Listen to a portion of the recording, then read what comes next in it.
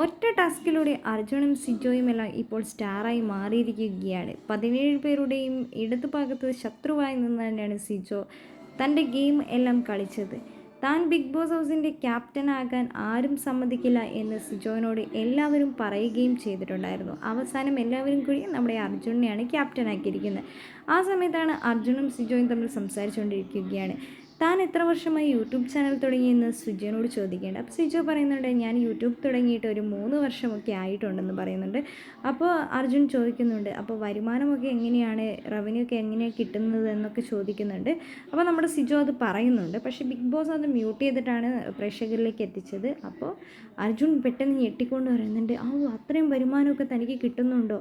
ഞാനൊക്കെ ഇവിടെ മോഡലാവാൻ വേണ്ടി പട്ടിണി കിടക്കലും പട്ടിപ്പണിയുമാണ് ഇവിടെ ചെയ്തുകൊണ്ടിരിക്കുന്നത്.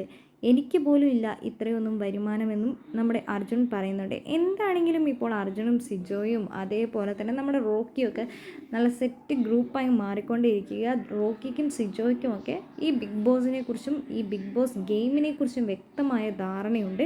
അവരത് വർക്കൗട്ട് ചെയ്യുന്നുണ്ട്.